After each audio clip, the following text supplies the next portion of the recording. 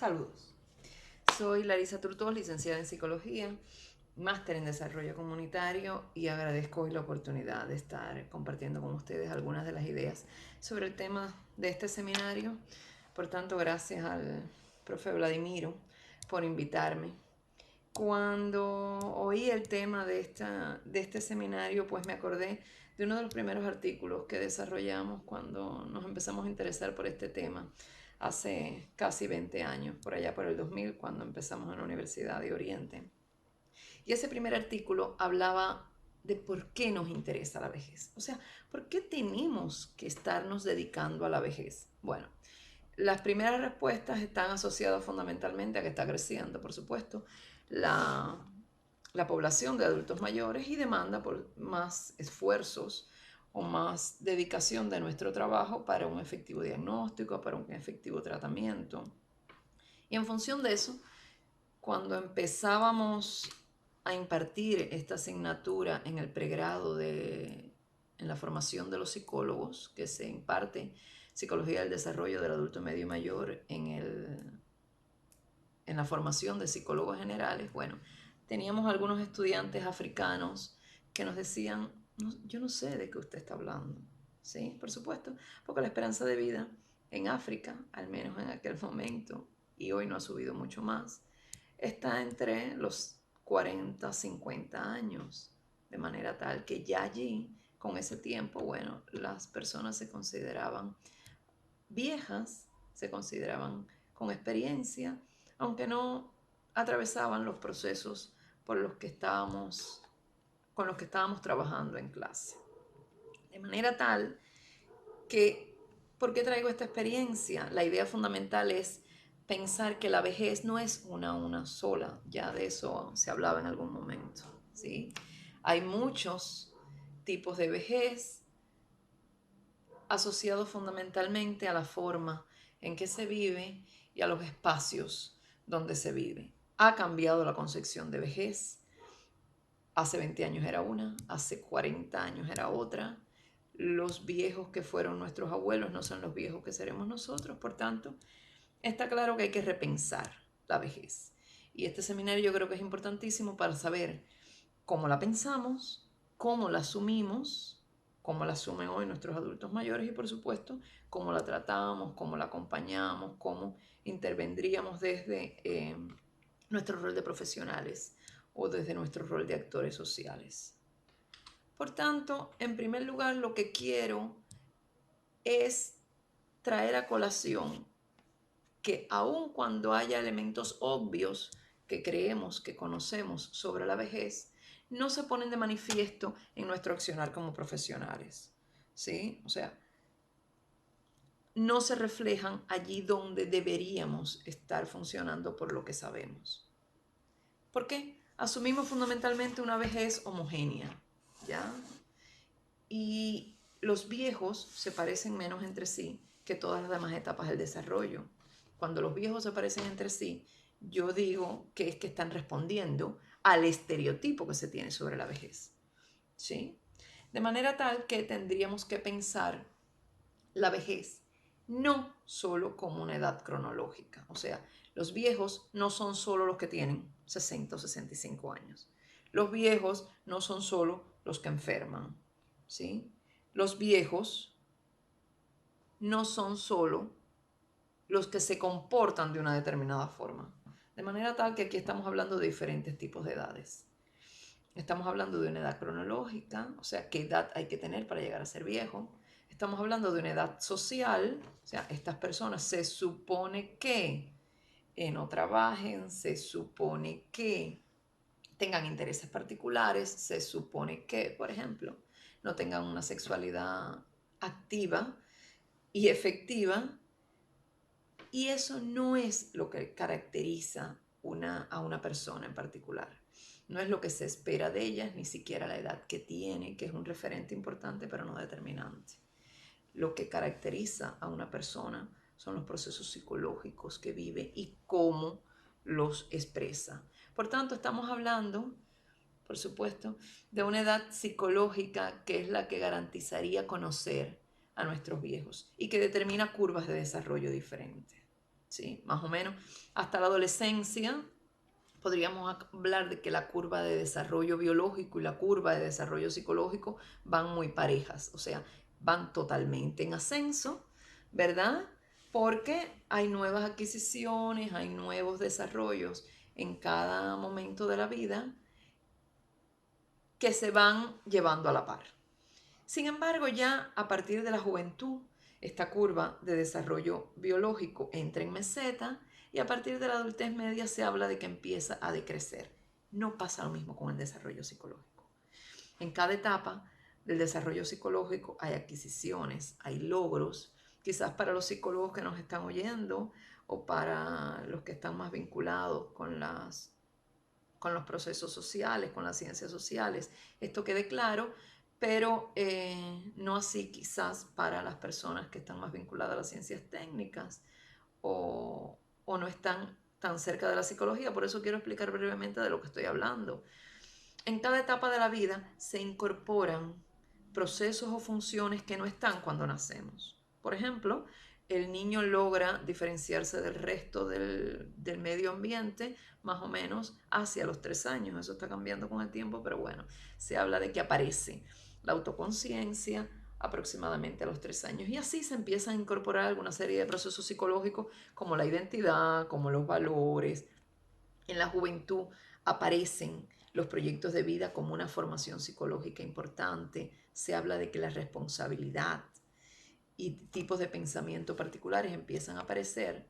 Y en la adultez mayor entonces también hay adquisiciones y logros psicológicos que no están en función de una estructura, o sea, no se incorporan nuevas estructuras psicológicas, ya están organizados, por así decirlo, la personalidad, pero estas estructuras que existen, como la identidad, el proyecto de vida, los valores, cambian su funcionamiento, se complejizan, ¿sí?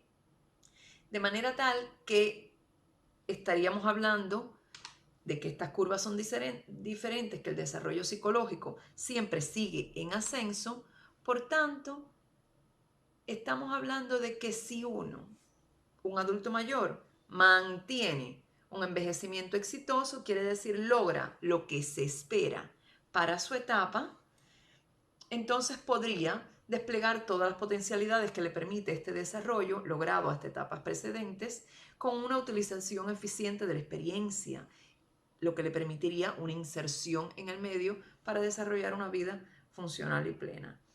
Este podría ser el concepto de envejecimiento exitoso. Lo que está claro entonces es que una edad psicológica acorde a la etapa de vida, supuestamente acorde a la etapa cronológica, permitiría también un funcionamiento óptimo, un funcionamiento pleno. Por tanto, estaríamos hablando de que envejecimiento es homólogo a desarrollo psicológico. Mientras más envejecemos, más desarrollo psicológico tenemos. Y esto es una idea que no se acepta, por así decirlo, muy fácilmente.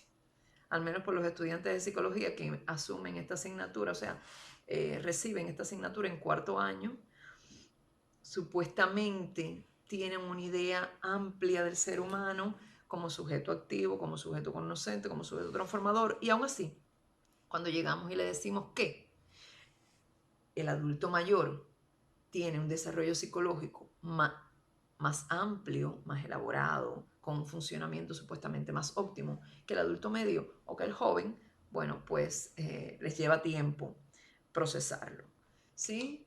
De manera tal que entonces estaríamos hablando de que un adulto mayor en su plenitud de potencialidades, pues tiene una personalidad madura, ¿sí? Tiene una capacidad de disfrute de la vida cotidiana.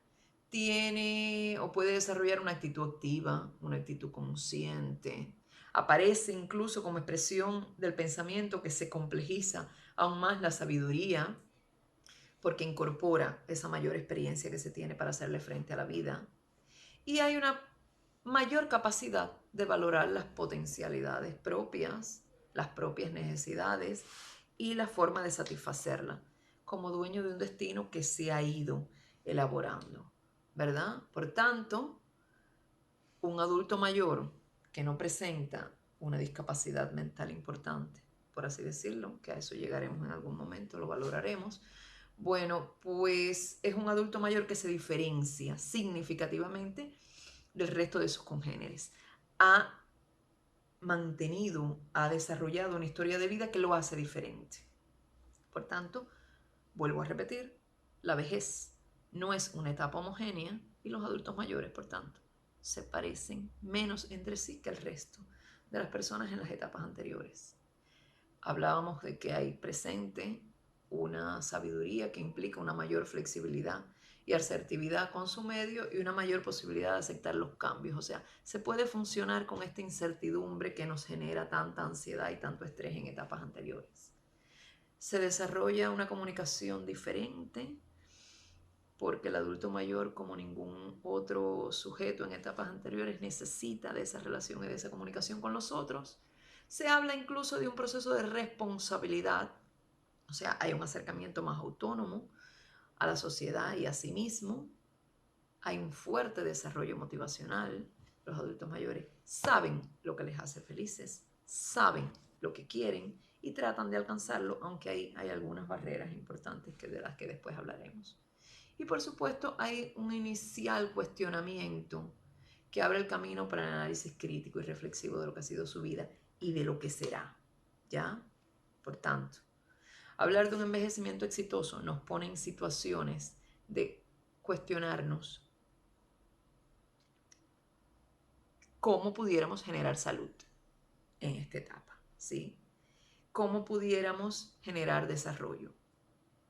Y eso, por supuesto, nos hace repensar el concepto de salud. O sea, que no es, está claro que no es el concepto de salud de la OMS, este estado de total bienestar con ausencia de enfermedad, sino que asumimos la salud como un complejo proceso de identificación de las contradicciones y de los malestares propios y de la búsqueda activa de las soluciones a través de la concientización de los propios recursos. O sea, pudiéramos tener alguna enfermedad, de hecho aparecen muchas enfermedades crónicas en la adultez mayor, pero estamos hablando de que las personas pudieran ser más saludables siempre que puedan reconocer sus potencialidades y sus limitaciones y que puedan usar unas en función de resolver las otras, ¿sí?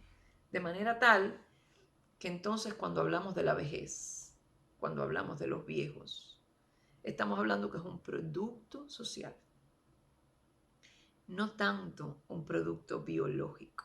O sea, llegar a viejos es producto del envejecimiento, pero la vejez que vivimos, la forma en que somos viejos, es un producto eminentemente social, porque es un producto humano. Ahora, pudiera parecer que desde la psicología esto es muy bonito, la gente me dice, sí, claro, pero eso es todo teoría, porque la mayoría de los viejos son dependientes, son discapacitados, y esto es un mito también, ¿sí? Hay datos, y yo voy a hablar aquí de los datos de Cuba, ya hay datos que me permiten auxiliarme aquí. En Cuba, en el último censo de población, o sea, en el último censo de población, en el último censo de salud pública, ¿verdad? Nos habla que el último no, el penúltimo, estoy hablando del censo del 18, cerrado en el 2018, por ejemplo. Ya en el 2018 la quinta parte de la población cubana era adulto mayor. Ajá, estábamos por encima de un 20%, y de ese 20% que los ubica en 2 millones y algo, el 97% era capaz de realizar las actividades básicas de la vida cotidiana. O sea, ser independiente a sí mismo, poder bañarse, poder comer, poder vestirse, poder deambular, caminar para satisfacer sus necesidades. 97%. Nos dice ese censo que el 84% es capaz de realizar las actividades instrumentales de la vida cotidiana. Ya las actividades instrumentales tienen que ver con ser dependiente incluso socialmente. Son personas que son capaces de cocinarse, de cobrar su pensión, de salir a buscar el alimento, de resolverse los problemas eso de la vida cotidiana eh, y logran, o sea, para lograr vivir solos o independientes. Estamos hablando, fíjense que de un 84%. Y el 73% realizaba actividades físicas fuera o dentro del hogar.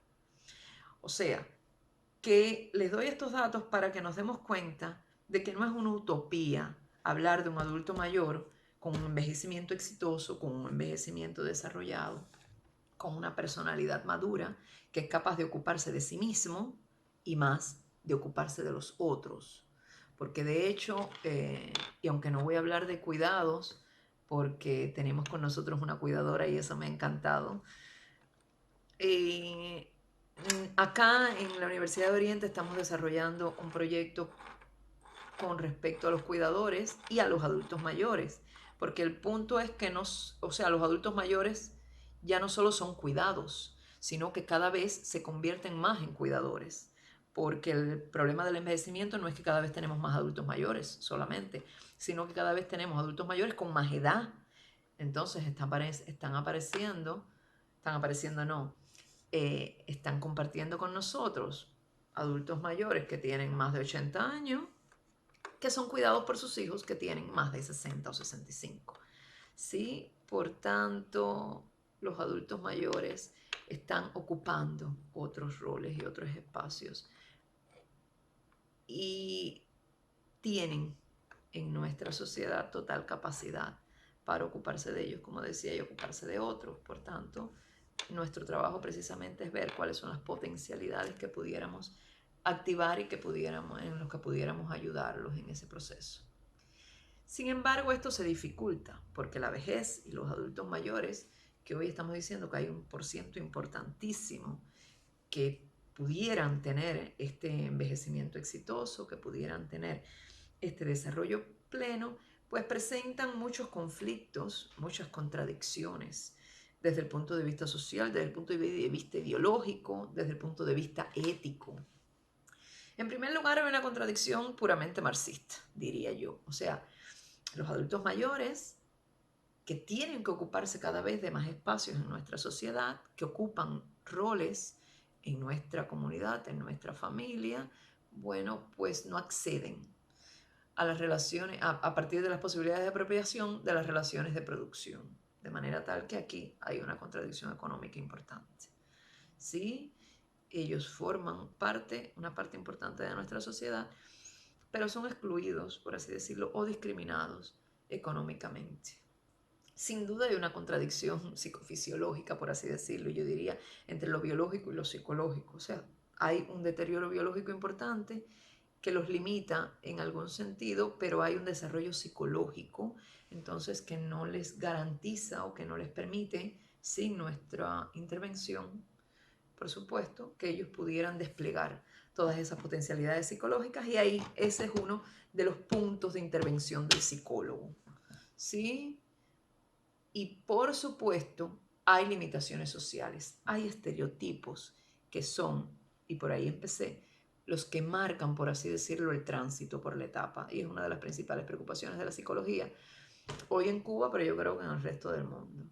Ya hay estereotipos sobre la edad, hay estereotipos políticos, hay estereotipos sociales. Ya en algún momento, cuando a los propios psicólogos estudiantes de nosotros llegábamos a este punto y ya habían conocido las características psicológicas de la etapa, ¿verdad? Sabían que había potencialidades, sabían que había recursos que activar y tenían, por así decirlo, el ideal del adulto mayor. Nosotros tratábamos de ponerlo en set y en algún momento le decíamos, ok, vamos a pensar en tu abuela, ¿verdad? Tu abuela que vive con ustedes, que es una persona con todas sus potencialidades, y ellos lograban articular todas las posibilidades de expresión y de desarrollo de la abuela en la casa, lograban articular incluso de una dinámica familiar satisfactoria, hasta que los poníamos en una situación y les preguntábamos, bueno, ¿y qué pasa si tu abuela quiere a los 75, a los 80 años casarse? Y casarse con una persona más joven. Vamos a pensar con una persona que tenga la edad de su hija o de su hijo. Bueno, y ahí a los psicólogos se les caía el alma, ¿verdad? Porque los estereotipos y los prejuicios, bueno, están más allá de lo que queremos hacer y lo que queremos ser. Y eso es lo primero que tendríamos, yo creo que replantearnos todos los profesionales de las ciencias sociales y de todas las ciencias y de todas las profesiones que nos tenemos que dedicar a la vejez. ¿Cuáles son mis estereotipos sobre la vejez? ¿Qué creo que son los viejos y qué creo que pueden hacer? Y luego entonces tendríamos que pensar qué creo que puedo hacer con ellos, ¿sí? De hecho, en este mismo censo del que les hablaba, que nos presentaba la mayoría de los adultos mayores con un validismo y con una independencia para poder realizar sus actividades y su autocuidado, bueno, en ese mismo censo, el 14,5% de los hijos no quieren que los adultos mayores, o sea, que sus padres inicien nuevos proyectos de vida, por temor a accidentes, por temor a no poderlos controlar o no poderlos cuidar suficientemente, ¿verdad? Y el 36,3% tiene una percepción negativa de la vejez, de los hijos. Este por ciento crece cuando uno lo diagnostica, cuando uno lo explora en los adultos mayores. Quiere decir que estamos cerca de un 50% de esos mismos adultos mayores que tienen validismo. Recordábamos que habíamos hablado de un 97%, de esos, casi el 50%, pues también tiene una percepción negativa de la vejez. Ellos pueden hacer las cosas, pero el pensamiento los va llevando un paso atrás. De manera tal que yo recordaría a un famoso psiquiatra judío, Víctor Frank, quizás algunos lo conocen, sobre todo por sus valoraciones de los procesos psicológicos en un campo de concentración. Es un psiquiatra que estuvo en un campo de concentración. Nos habla que la principal enfermedad de los adultos mayores, más allá del deterioro biológico, de las pérdidas biológicas, más allá de los condicionantes sociales, es la desvinculación, ¿sí? Y esta desvinculación convierte, desvinculación que no solo es objetiva, material, se empieza a dar una desvinculación de las tareas que yo debía realizar, de las ocupaciones, de los proyectos, ¿verdad? Que empieza a convertir a la vejez y a las personas que transitan por la vejez en un grupo vulnerable. O sea, cuando pensamos en los grupos vulnerables, mujeres, personas de minorías étnicas o religiosas, son vulnerables porque son discriminados, porque son excluidos, porque tienen menos oportunidades. Y esto pasa con la vejez. De manera tal que yo en este punto pondría el problema fundamental del tratamiento y de la relación con la vejez. En tratar de reducir esa brecha, tratar de reducir esa vulnerabilidad, evitando fundamentalmente un progresivo proceso de despersonalización que vemos que se va dando, incluso en adultos mayores que no tienen un deterioro biológico importante, que no tienen enfermedades crónicas discapacitantes. Se empieza a dar un progresivo proceso de despersonalización que en algún momento caracterizó el doctor Fernando Lolas, chileno, que le ha dado un tratamiento importante a la vejez. Y este progresivo proceso de despersonalización empieza a implicar muertes. Muertes primero a nivel social, porque hay una pérdida del sentido de pertenencia a la comunidad de la cual son miembros. Estos adultos mayores empiezan a ser invisibilizados. Por tanto, empiezan a morir socialmente. Pero todos sabemos, incluso desde la primaria, que la inserción en grupos y la vida en comunidad empezó a desarrollar el cerebro de las personas, de los homínidos, empezó a desarrollar el lenguaje, la capacidad del trabajo. Por tanto, cuando somos excluidos de estos grupos, incluso viviendo en los grupos, ya cuando no podemos tomar decisiones, cuando no podemos intencionar nuestra voluntad, cuando no podemos ser dueños de nuestro destino, estamos siendo excluidos. Y esto que empieza por una pérdida de sentido de comunidad, empieza a derivar en una pérdida de sentido de la vida. O sea, ¿para qué vivimos? Si no hay nada nuevo que hacer, no hay nada importante que hacer. Se empieza a rechazar por los propios adultos mayores. La vejez, por tanto, se empieza a rechazar la propia identidad, porque si soy viejo y no quiero ser viejo, como algunas personas que hablan de ser eternamente jóvenes, bueno, pues hay una ruptura con la identidad, con lo que soy, con lo que parezco. Y esta muerte social empieza a derivar en una muerte psicológica. Estas adquisiciones que decíamos al principio de esta conversación nuestra, que se habían obtenido a lo largo de toda la etapa psicológica, empiezan a perderse o empiezan a fragmentarse. Mi identidad, mis valores, mi proyecto de vida, mi sentido de vida. De manera tal que cuando perdemos el grupo de referencia en el que nacimos y nos formamos como seres humanos, y perdemos también el grupo de pertenencia y empezamos a morir, primero socialmente y luego psicológicamente, en algún momento eso deriva en una muerte física, porque el ser humano no puede vivir si no es ser humano, si no se mantiene como ser humano, ¿ya? Y entonces eso lo vemos muy fácil con los adultos mayores que empiezan a desarrollar algunos síntomas de demencia y enseguida los excluimos y lo apartamos, lo sentamos en un rincón de la casa y es un adulto mayor que no dura vivo más de 6 meses. Porque aún con discapacidades mentales importantes tenemos una psique humana que se sigue desarrollando.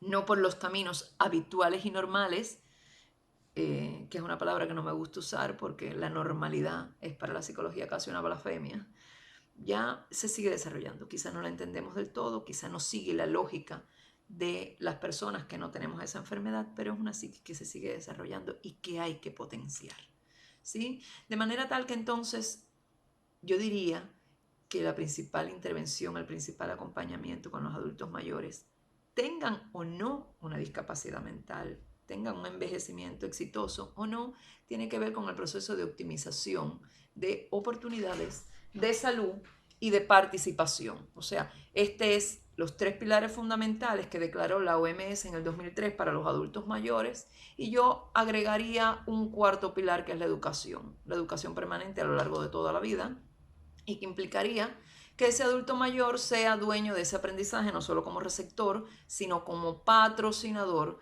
del mismo.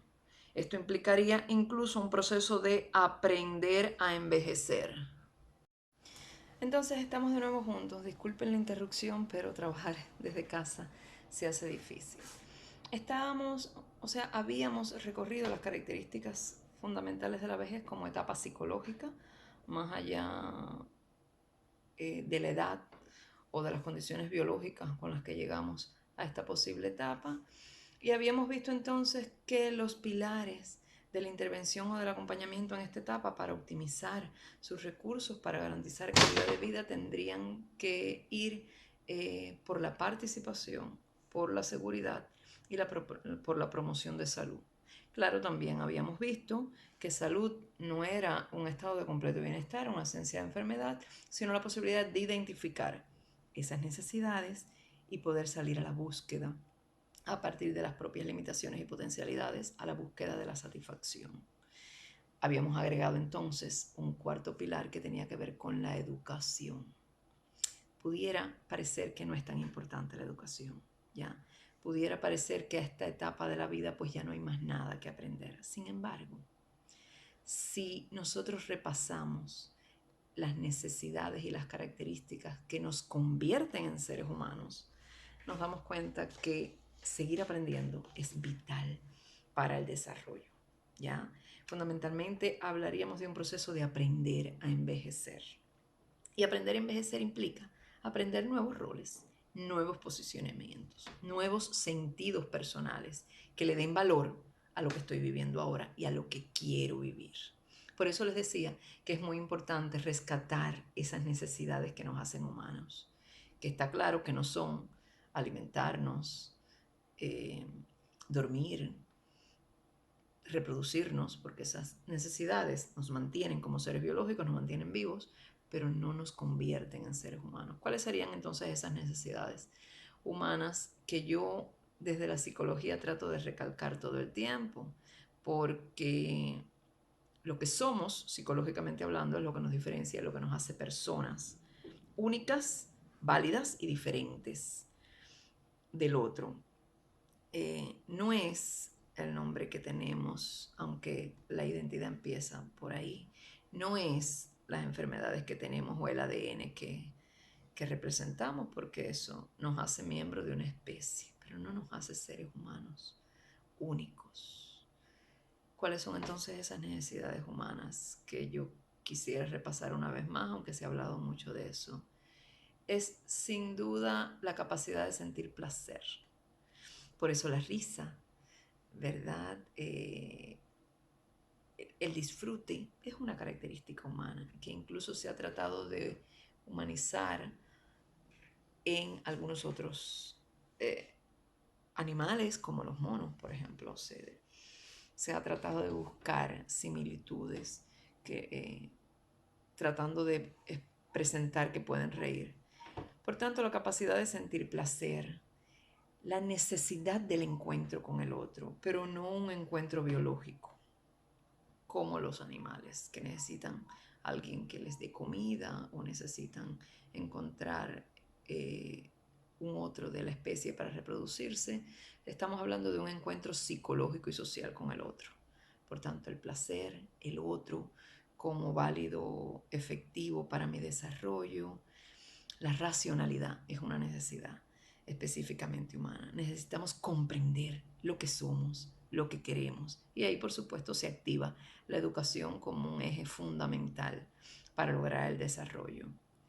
El amor a sí mismo. Necesitamos querernos, necesitamos aceptarnos como somos y ahí viene implícito la posibilidad de transformación. A partir de la identificación de mis limitaciones, yo puedo querer aspirar a ser mejor, pero eso viene en primer lugar por la necesidad de aceptarme como soy y aceptar lo que quiero llegar a ser. Y por último, la productividad y creatividad. Necesitamos desarrollar algo, crear algo que esté fuera de nuestro propio cuerpo, de nuestra propia biología. Por eso la humanidad se ha desarrollado en función de esta misma necesidad. Cuando se satisface la necesidad de producir, de crear, la humanidad se desarrolla y el hombre se desarrolla como ser humano único. Y por supuesto ahí de nuevo se activa la educación, la posibilidad de enseñar para que otros aprendan a seguir siendo humanos. No se trata de aprender en la vejez, aunque no estoy diciendo que no sea importante. Algo de la nutrición, de las enfermedades, de cómo convivir en familia, sí, claro, todo eso tiene que ver con lo que somos. Pero fundamentalmente, cuando hablamos de seguir aprendiendo, de seguir educando, estamos hablando de aprender cómo lidiar con nosotros mismos y cómo lidiar con lo que nos demanda la sociedad en esta nueva etapa que ya vimos que implica muchos retos. Por tanto, estamos hablando de una nueva disciplina incluso a la que todos tenemos que incorporar como mecanismo de trabajo, que es la jerogogía. ¿Sí? O sea, esta posibilidad de enseñar y esta posibilidad de aprender a ser adultos mayores, a ser viejos efectivos, con un funcionamiento óptimo y desarrollado. Ahora, está claro que esto no implica solo enseñarles a los adultos mayores. Cuando estamos tratando de lograr beneficios en esta edad, desarrollo en esta edad, está claro que todas las generaciones están implicadas. De manera tal que más que una cultura gerontológica que nos ayude, que nos logre, nos permite enseñar cómo vivir en y con la tercera edad, necesitamos una cultura de la convivencia que permita que todos vivamos en equidad y en libertad para ser lo que somos y para ayudar a otros a hacer lo que quieren. ¿Sí? Por tanto, una cultura de convivencia ciudadana es, por así decirlo, el objetivo de toda intervención psicosocial que incluya, por supuesto, al adulto mayor. Y quisiera entonces terminar este contacto con ustedes con un cuento. Nosotros los que nos dedicamos a trabajar a la tercera edad compartimos a veces cuentos gerontológicos. Se le llama así, ¿verdad? Pero este cuento a mí siempre me ha dado mucha esperanza, porque precisamente habla de una intención, de una voluntad, de un sentido de la vida, a pesar de esas limitaciones biológicas ese deterioro biológico que creemos a veces que es determinante. ¿Sí? En este caso particular hay dos viejitos, una viejita de 98 años y un viejito de 115, que son llevados por sus hijos al médico con una preocupación fundamental. El médico los diagnostica y determina: ustedes no pueden seguir haciendo el amor, tienen que dormir en cuartos separados. Por la noche, el viejito siente que le tocan a la puerta y pregunta: ¿quién es? La respuesta no se hace esperar: una viejita suicida. Entonces es sencillamente una forma de expresión de esta vejez exitosa a la que todos podemos aspirar y en la que todos podemos colaborar. Entonces me ha dado mucho gusto compartir con ustedes este tiempecito. El profe Valdemiro les podría decir cómo comunicarse conmigo para las posibles preguntas. Entonces, hasta un próximo encuentro, hasta una próxima oportunidad.